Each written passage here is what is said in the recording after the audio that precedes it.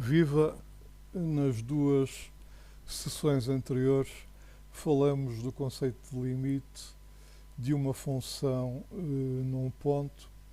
Primeiro fizemos uma aproximação desse conceito analisando gráficos de funções em que x tendia para por valores menores que A e valores maiores que A, e verificávamos simultaneamente no gráfico dinâmico o que é que acontecia com f de x.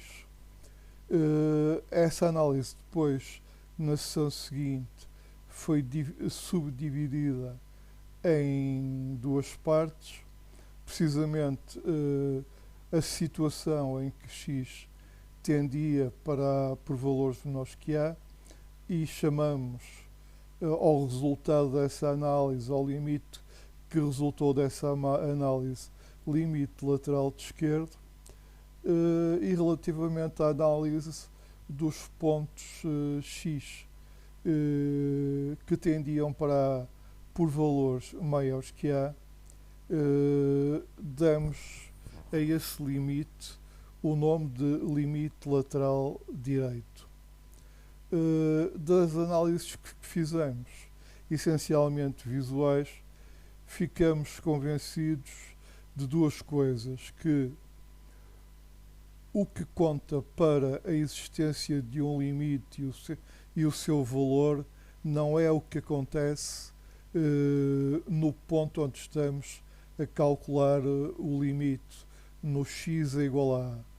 O que é importante é ver o que acontece em pontos de intervalos infinitesimamente próximos de A, e ver a correspondência no eixo dos y nos valores de f de x. Vimos, portanto, tudo isto, mas tudo isto foi mais ou menos visual e devem estar conscientes que não fizemos nenhuma demonstração formal, e uma demonstração formal é uma demonstração quantificada de várias descrições que fizemos a nível de definição. E o que nós fizemos foi mais ou menos dizer coisas como o que está aqui, dizer que, por exemplo, o limite de f de x, quando x tende para A é igual a L. Se dissermos isso, quer dizer que a diferença de f de x e L pode ser feita arbitrariamente pequena, quanto nós quisermos, obrigando x a ser suficientemente próximo de A, sem ser igual a A. Portanto, aqui nesta definição de limite em linguagem corrente, não está nada quantificado, nada é rigoroso. Diz aqui que a diferença entre f de x e L pode ser feita arbitrariamente pequena, mas não se quantifica o que é arbitrariamente pequeno, e aqui diz, obrigando x a ser suficientemente próximo de A, mas não é quantificado essa proximidade, o que é ser suficientemente próximo de A. Houve assim a necessidade de criar uma definição precisa, portanto, que pudesse ser tida como uma definição formal do que é o limite de uma função quando x tende para um ponto. Essa definição muitas vezes é chamada por epsilon delta, porque vamos utilizar epsilon delta, sendo epsilon delta números positivos arbitrários, nesta definição que vamos ver já a seguir, a definição formal. E temos lá aqui, portanto, definição de limite, epsilon delta. Vamos ler o que temos aqui e diz então a definição que seja f uma função definida em todos os números de um intervalo aberto contendo A, exceto, eventualmente, no próprio A. Dizemos que o limite de f de x, quando x tende para A, é L, se a seguinte afirmação for verdadeira. Para cada número epsilon maior que zero, existe um número delta maior que zero, tal que, se módulo de x menos A for maior que zero e menor que delta, então módulo de f de x menos L será menor que epsilon. Portanto, aqui temos a quantificação de arbitrariamente próximo e arbitrariamente próximo, tanto em relação ao que se passa nos eixos x como nos eixos dos y. E eu vou, em primeiro lugar, fazer a definição formal, como normalmente é pedida em testes e exames, que é algebricamente. Portanto, fazer a definição algebricamente. Logo a seguir, vamos tentar perceber, se não percebemos nesta definição algébrica, o que é que se passou na definição algébrica através de gráficos dinâmicos. Vamos então considerar a função t de x igual a 2x menos 3 e suponham que nos pediam para provarmos que o limite desta função, portanto o limite de 2x menos 3, quando x tende para 2, é 1. Portanto, vimos da definição atrás que, para isto acontecer, para todos os epsilons maiores que 0, existirá um delta maior que 0, tal que aquela proposição que eu coloquei ali em cima, portanto, módulo de f de x menos L, o módulo de f de x menos L será menor que epsilon, sempre que o módulo de x menos A for maior que 0 e menor que epsilon. Portanto, o que temos que provar, e agora substituindo estes valores pelos valores que nos foram dados da função e do seu limite, podemos então dizer relativamente a esta função e limite em particular que o módulo de 2x menos 3 menos 1 será menor que epsilon sempre que o módulo de x menos 2 for maior que 0 e menor que delta. Nestas definições, portanto, começamos por esta parte aqui, porque é desta parte que nos dão informação. Dão-nos informação acerca da função e acerca do limite. Nós o que vamos tentar encontrar nesta primeira fase, e esta primeira fase não é ainda à prova, portanto é uma análise prévia que fazemos para vermos que valor de delta é que temos que arbitrar de uma forma consciente e racional quando estivermos a fazer a prova propriamente dita. Portanto, agora aqui vamos fazer aqui operações algébricas. Fizeram-se ali as operações algébricas dentro do módulo e ficamos com o módulo 2x menos 4 menor que epsilon. Aqui colocamos o 2 em evidência e fatorizamos e ficamos com o módulo de 2 vezes x menos 2 menor que epsilon. E daqui para aqui passamos 2 para fora do módulo. Isto não desvirtua a desigualdade, porque 2 é sempre positivo.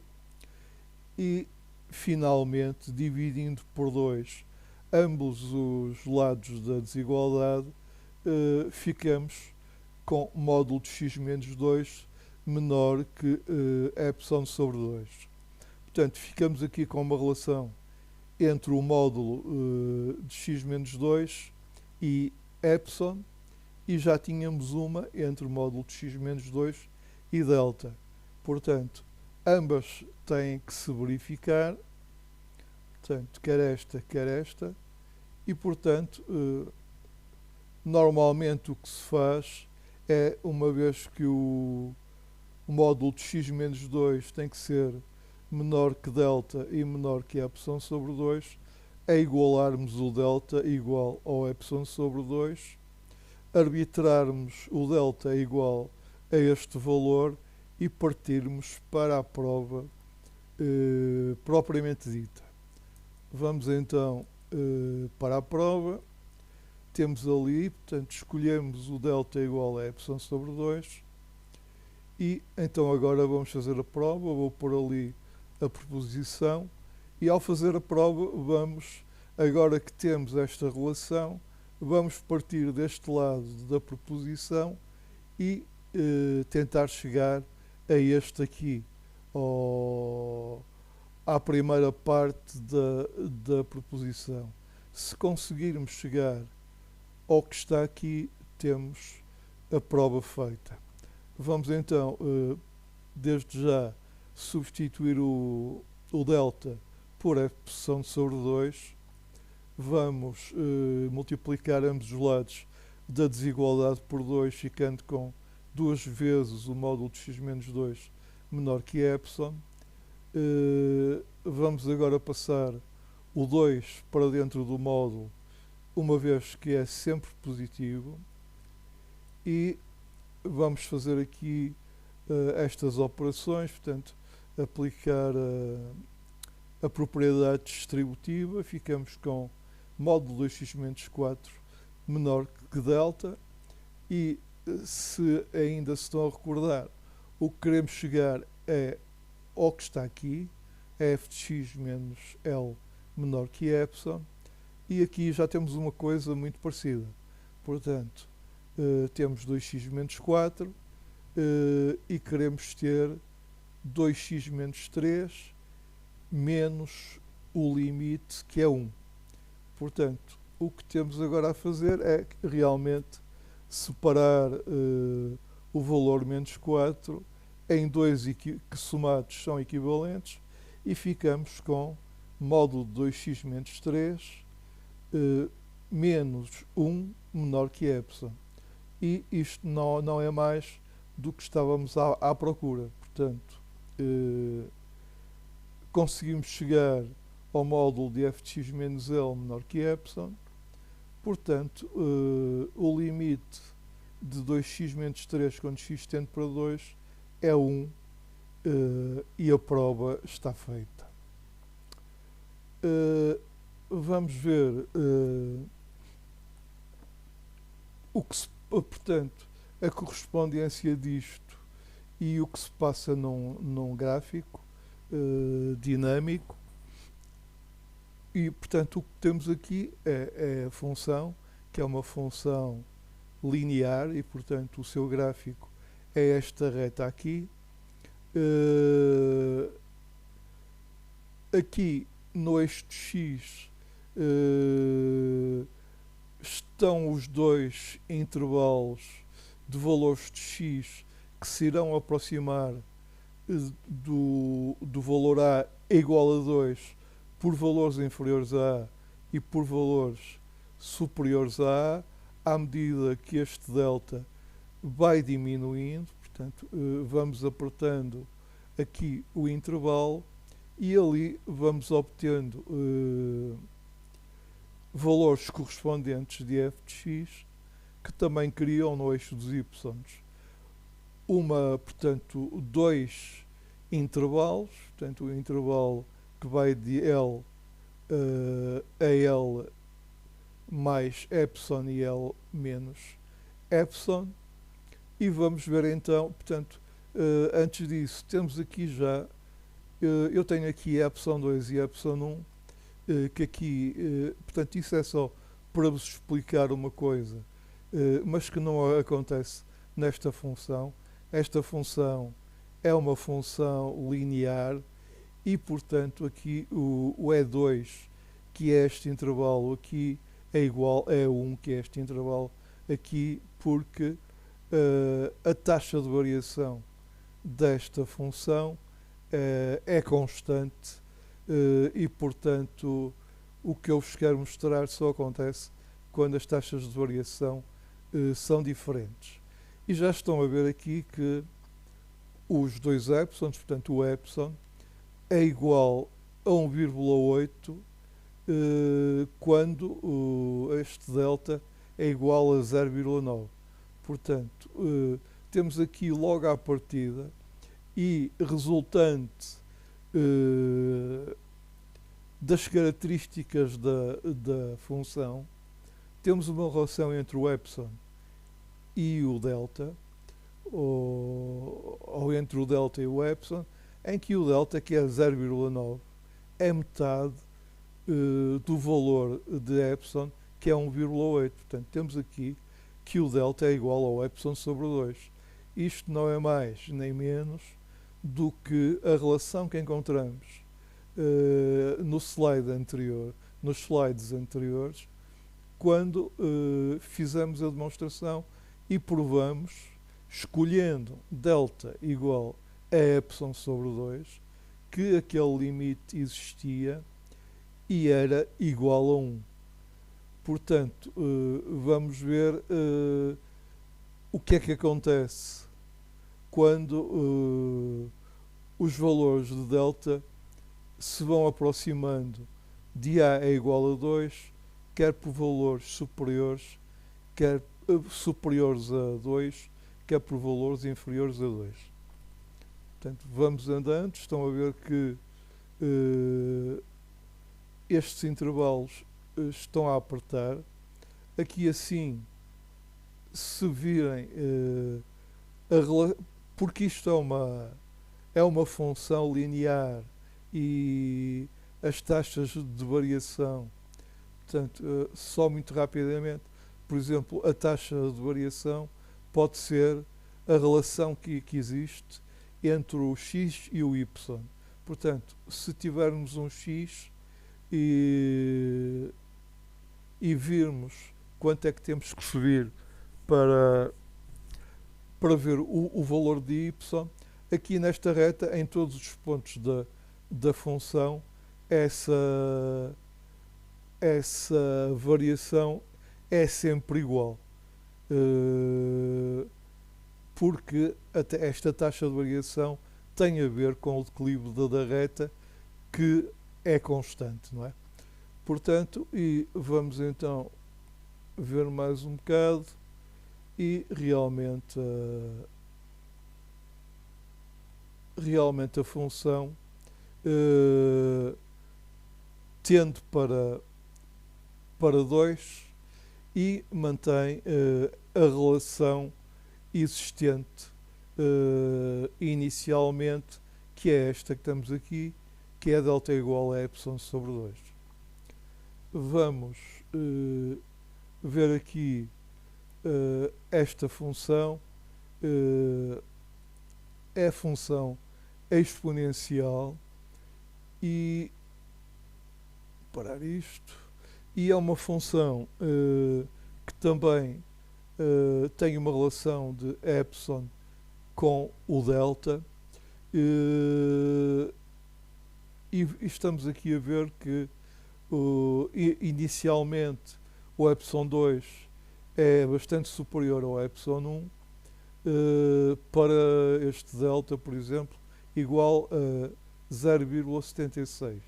E isso acontece porque, sendo o epsilon 1 este intervalo aqui desta parte da função e o epsilon 2 aquele ali desta parte da função, estamos a ver que aqui o gráfico, se escolhermos um determinado x e depois subirmos a encontrar o gráfico da função, o x sobre y é um valor pequeno em relação a se fizéssemos a mesma coisa aqui.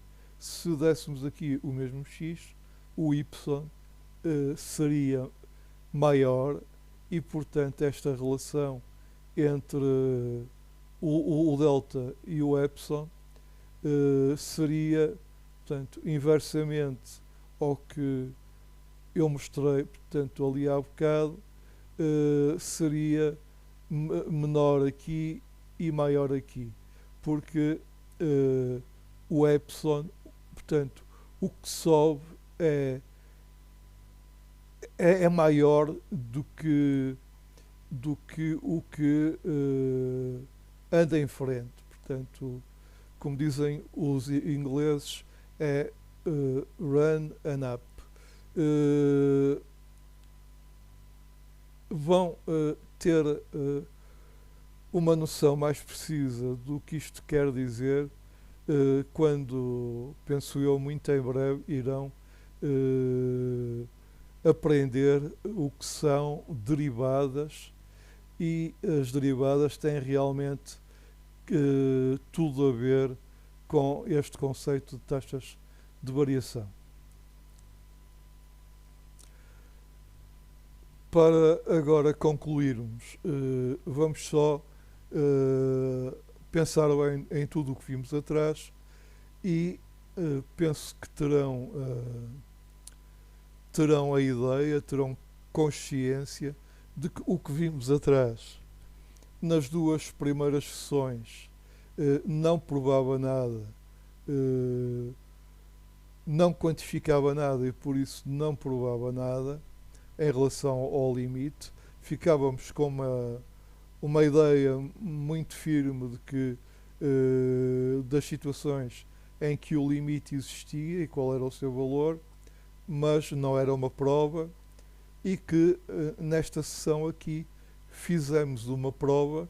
Portanto, sendo-nos dada a função e apontado um limite da função, ficamos a saber e provamos de uma forma precisa se o que nos dão realmente é o limite da função e se o valor também é o que nos dão. Mas é bom que notem que esta definição epsilon delta não permite, só permite fazer a verificação do valor apontado. Nós vamos calcular limites com uma rapidez maior e adequada às coisas que vamos estudar à frente, com regras mais poderosas. São teoremas e regras para calcular a álgebra dos limites e que nos dão noções de, por exemplo, o limite de uma soma de funções, de uma subtração, de uma multiplicação, divisão, etc.